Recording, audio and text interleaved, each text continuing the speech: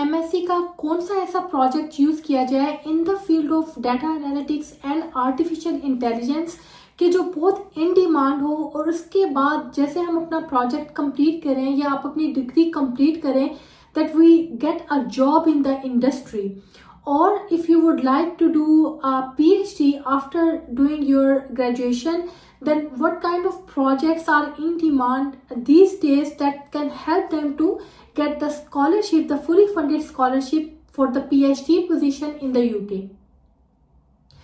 इस वीडियो में मैं आपसे शेयर करने जा रही हूँ कि इन the field of data analytics and artificial intelligence किस तरह के जो प्रोजेक्ट्स हैं they are highly in demand not only in the industry but also they are very suitable topics if you would like to do your PhD and you would like to request for the scholarship from any of the UK universities.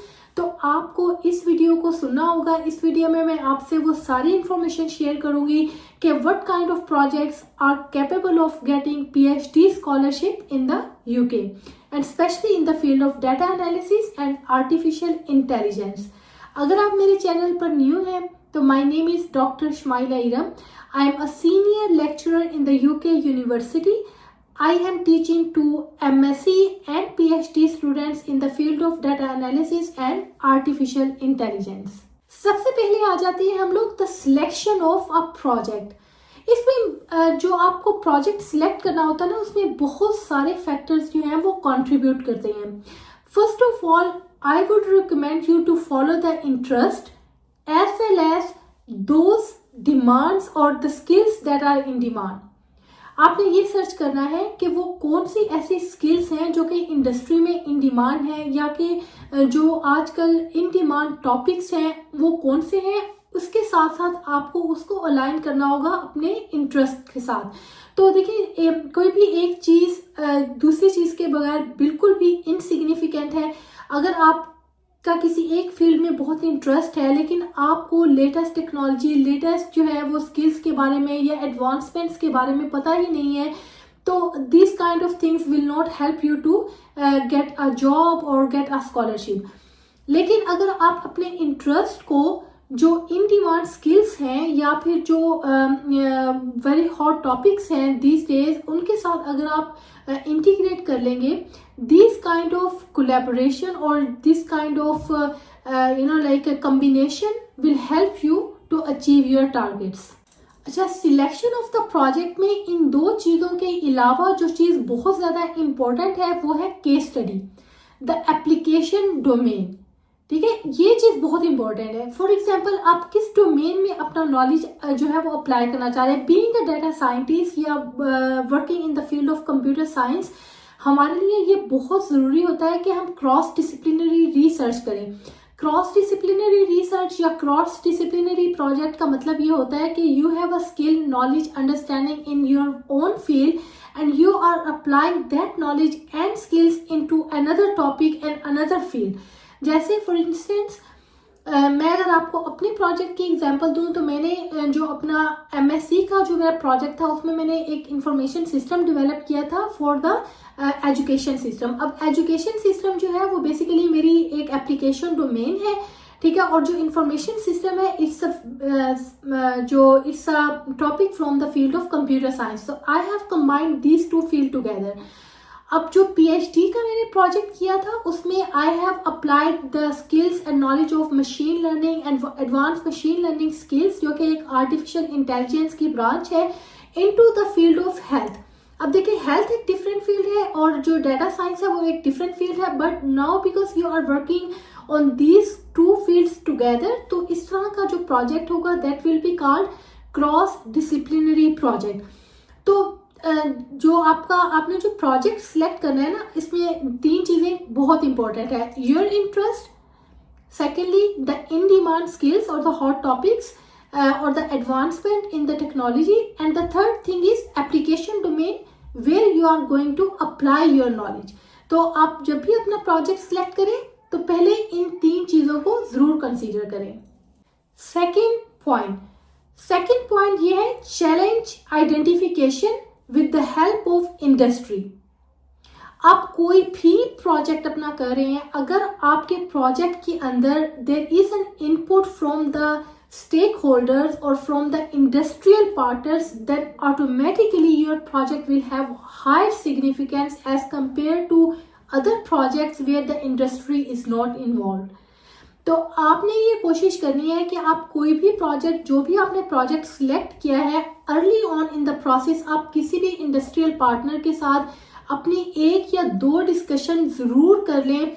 आप किसी को email send कर दें, आप अपने supervisor से request करके किसी जो है इंडस्ट्रियल पार्टनर से मिले जो आपकी फील्ड से रेलिवेंट है, जो कि एप्लीकेशन फील्ड की जहाँ मैं बात कर रही हूँ ना, कि वो हेल्थ केयर का कोई भी प्रोफेशनल हो सकता है, ठीक है, वो स्मार्ट होम से रिलेटेड उसकी कोई जो है वो स्किल हो सकती हैं. इसके अलावा जो है वो एजुकेशन की डोमेन से भी हो सकता है. अगर आप उस एक रेलिवेंट स्टेक होल्डर से मिलके एक इंटरव्यू कर लें और उस इंटरव्यू में उनके जो चैलेंजेस, करंट चैलेंजेस जो हैं, आप उनके बारे में थोड़ी सी डिस्कशन कर लें, and you incorporate those challenges in your MSc or any final year project, that will have a huge significant importance in your project. तो आपने ये काम जरूर करना है, ठीक है. Get the right challenges from the industry or from the real world cases. इस स्टेज को हम requirement analysis with the stakeholder भी कहते हैं, ठीक है. आप एटलीस्ट 3 रिसर्च क्वेश्चन या चैलेंजेस आइडेंटिफाई कर लें किसी भी प्रोजेक्ट को करने के लिए, चाहे वो एमएससी का प्रोजेक्ट हो, पीएचडी का प्रोजेक्ट हो, अंडर ग्रेजुएट का प्रोजेक्ट हो. मैं हमेशा अपने स्टूडेंट्स को रिकमेंड करती हूँ कि एटलीस्ट 3 चैलेंजेस आइडेंटिफाई कर लें. अब उसका स्कोप कितना है, it really depends on your programme of study. अगर आप एमएससी कर रहे हैं तो आप उसका स्कोप थोड़ा सा छोटा रखेंगे, लेकिन अगर आप पीएचडी का काम कर रहे हैं the scope will be bigger. लेकिन इन दोनों भी तरह के प्रोजेक्ट्स में आपने जो चैलेंजेस हैं वो एटलीस्ट 3 चैलेंजेस आइडेंटिफाई करने हैं. अच्छा, अब जो थर्ड पॉइंट है उसमें मैं आपको जरूर रिकमेंड करेंगी कि आप जो भी प्रोजेक्ट सिलेक्ट करें, आप उससे रेलिवेंट लिटरेचर को जरूर स्टडी कर लें. What is the current state of the art, कौन से एग्जिस्टिंग जो एप्लीकेशंस हैं वो ऑलरेडी डेवलप हो चुकी हैं in the field of data analysis and artificial intelligence. अगर आप हेल्थ केयर में काम कर रहे हैं, then go and check what are the latest advancements in the area of health care using the artificial intelligence technique और using the data analytics technique. तो आपने वो जरूर सर्च करना है. आपको इससे ये पता चल जाएगा कि करंट एडवांसमेंट्स क्या हैं. तो अब आपने, you don't have to invent the wheel again. अगर आप 3 to 6 मंथ का प्रोजेक्ट कर रहे हैं तो you have to bring something novel in your project. PhD के प्रोजेक्ट में तो आपको नॉवल कंट्रीब्यूशन प्रेजेंट करनी होती है, लेकिन जो एमएससी का प्रोजेक्ट होता है उसमें there is not like a compulsory demand that you have to bring the novel contribution. लेकिन अगर एक चीज ऑलरेडी हो चुकी है और आप उसमें कुछ चीज ऐड करते हैं, कोई वैल्यू ऐड करते हैं, that would have significant impact on the project. कि ये चीज पहले नहीं थी and my skills, my understanding, my knowledge has brought this concept into our project. तो आप देखेंगे उसका कितना significant impact होगा on the outcome of your project. तो आपने जो भी काम करना है उसमें एक comparative analysis जरूर कर लेना है कि what are the existing applications that have already been developed in the area of AI and data analysis in different application domains, healthcare, education, smart home, smart city और इस तरह के किसी भी और application domain में. Third step है वो है data selection and data preparation. Data selection is one of the most important step of your project. बल्कि जो 90% जो प्रोजेक्ट की सक्सेस है ना, वो आपके डाटा के ऊपर जो है वो डिपेंड कर रही होती है. जितना रिलायबल आपके पास डाटा होगा और सिग्निफिकेंट लेंथ ऑफ डाटा होगी आपके पास, उतना ही जो है वो आपके एनालिसिस, जो specially in the field of artificial intelligence and data science, इसमें जो है वो कितना हमारे पास लार्ज डाटा सेट है, कितना रिलायबल डाटा सेट है, ये सारी चीज़ें जो है वो सिग्निफिकेंटली कंट्रीब्यूट करती हैं. तो मैं अपने स्टूडेंट्स को जो रिकमेंड करती हूँ वो सबसे पहले तो है वो कैगल एक वेबसाइट है, वहाँ पर जाके जो ओपन सोर्स डाटा रिपोजिटरी है एक, वहाँ से आप ओपन सोर्स डाटा डाटा की जो फाइल है वो आप डाउनलोड कर सकते हैं, आप उसके ऊपर काम कर सकते हैं. इसके अलावा अगर आपको हेल्थ से रिलेटेड डाटा चाहिए तो NHS की बहुत सारी वेबसाइट्स हैं जहाँ पर आपको हेल्थ से रिलेटेड जो है वो डाटा मिल जाएगा। इसके अलावा जो अगर आपको कोई और डाटा सेट चाहिए, जैसे क्राइम से रिलेटेड डाटा चाहिए या बिल्डिंग से रिलेटेड डाटा चाहिए, तो गवर्नमेंट की अपनी बहुत सारी वेबसाइट्स होती हैं जहाँ पे ओपन सोर्स डाटा अवेलेबल होता है। तो these kind of sites are very reliable data repositories. आपने यहाँ से जाके अपना डाटा कलेक्ट करना है। तो जैसे कि मैंने बताया कि length of the data also has a huge contribution towards the success of your project. तो आपने, अगर आपके पास एक डाटा फाइल जो है वो आपको लग रहा है कि it's a small data set, तो आपने 2 और 3 डाटा सेट को आपस में कंबाइन कर लेना है, ठीक है। Your research questions will be designed in a way that could be addressed by the combination of 1 or 2 or even 3 different kind of data set। तो आपका जितना large data set होगा, the chances are that your analysis results will be highly reliable। Selection of methods। मैं अपने students को, जितने भी students मेरे पास एमएससी का प्रोजेक्ट करते हैं, तो मैं उनको शुरू दिन से ये समझाती हूँ कि जो एमएससी का प्रोजेक्ट होता है उसमें the one thing that we being an examiner we look into the project that how the student has actually demonstrated the knowledge, concepts and understanding that they have developed during the study, program of study। अब उसको किस तरह से present किया है, ठीक है। आपकी नॉलेज और अंडरस्टैंडिंग की जो डेप्थ है वो यहाँ से आपके प्रोजेक्ट से पता चलेगी, क्योंकि project is an independent piece of work जो कि आप अपने सुपरवाइजर से गाइडेंस लेके आप जो है वो उस प्रोजेक्ट को कंप्लीट करते हैं, लेकिन this is an independent piece of work. तो it actually reflects how well you have understood the concepts, knowledge and understanding of the data analysis and artificial intelligence technique during your studies। तो आपने ये कोशिश करनी है कि you are going to present a vast set of or a broader set of skills and understanding in your project, जिसमें आप start कर सकते हैं with the exploratory data analysis।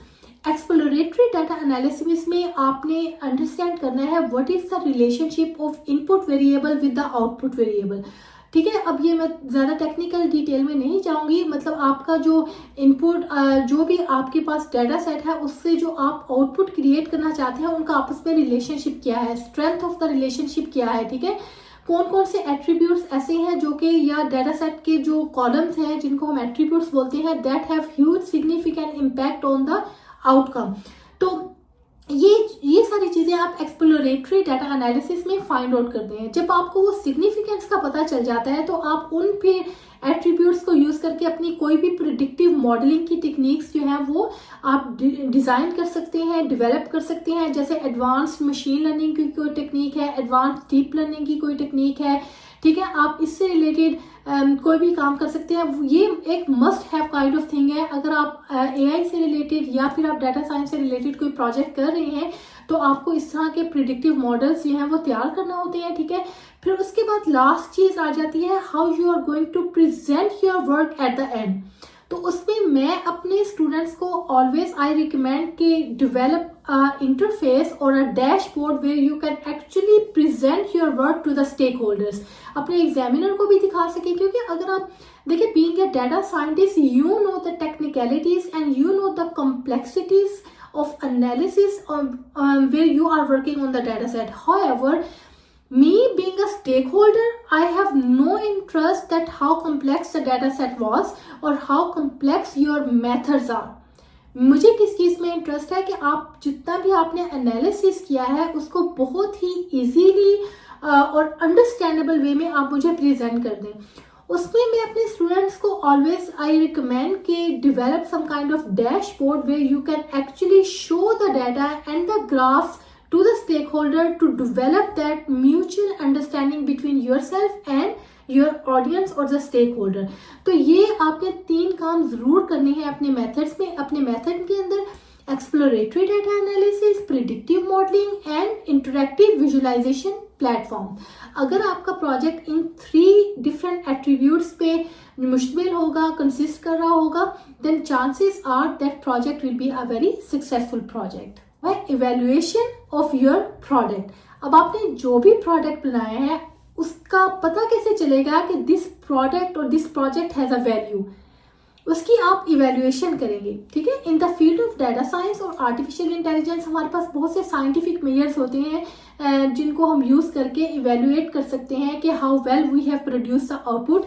लेकिन मैं अपने स्टूडेंट्स को रिकमेंड करती हूँ कि आप अपने प्रोडक्ट को इंडस्ट्री के किसी भी पार्टनर के साथ या मतलब जो आपके स्टेक होल्डर हैं उनको दिखा के उनकी ओपिनियन जरूर लें।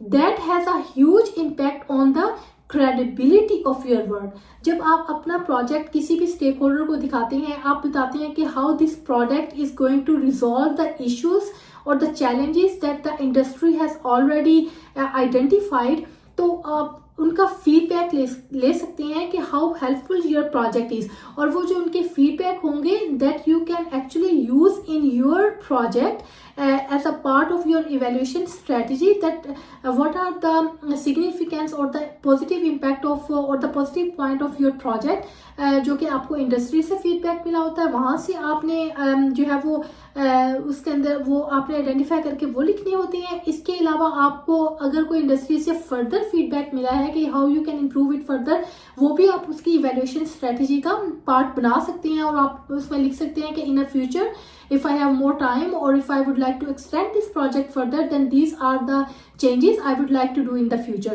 तो देखिए एक कितना कॉम्प्रिहेंसिव और कितना आपके पास एक अच्छा प्रोजेक्ट एट द एंड आपने डिलीवर किया है, जिसमें तमाम जो रेलिवेंट एस्पेक्ट्स हैं उनको वन बाय वन आपने उनको ना सिर्फ उनको टिक करते रहे हैं, बल्कि आपने उनको कितने अच्छे तरीके से इलेबोरेट कर दिया। आपने ये भी प्रेजेंट कर दिया कि how you have developed your knowledge and understanding about the whole data science concept और the artificial intelligence domain। तो आपने कितनी उसके अंदर जो है वो अपनी स्किल्स को इम्प्रूव किया, आपने कितना न्यू नॉलेज गेन किया, आपने कितना आपको लेटेस्ट टेक्निक्स और टेक्नोलॉजीज का पता है, किस तरह से आपको ये भी पता है कि आप उस नॉलेज को किस तरह से अप्लाई कर सकते हो, और आपको ये भी पता चल गया कि आपने इंडस्ट्री के साथ मिलके या जो रेलिवेंट स्टेक होल्डर है उनके साथ मिलके किस तरह से काम करना है। अब आप जब इस तरह का प्रोजेक्ट करेंगे that has a social impact, economic impact, environmental impact, तो वो ऑटोमेटिकली जो उसकी सिग्निफिकेंस है it will be more as compare to all those projects where they have not given a thought to this kind of aspects of the project. तो आप भी अगर ये चाहते हैं कि आपको प्रोजेक्ट कंप्लीट करने के बाद आपको इंडस्ट्री में जॉब मिल जाए या आपको पीएचडी का स्कॉलरशिप मिल जाए, तो आप आज से ही इन तमाम पॉइंट्स को आप अपनी फाइनल ईयर का जो प्रोजेक्ट है उसके अंदर इनकॉर्पोरेट करेंगे, और फिर आप देखिएगा कि आपका प्रोजेक्ट ना सिर्फ सक्सेसफुल होगा बल्कि इंशाल्लाह आपको उसके बाद इंडस्ट्री में भी जॉब मिल जाएगी। आपको चांसेस आर कि you will get the PhD scholarship. अगर आपको इसके अलावा कोई भी मुझसे क्वेश्चन करना है तो please write down in the comment section and I will get back to you.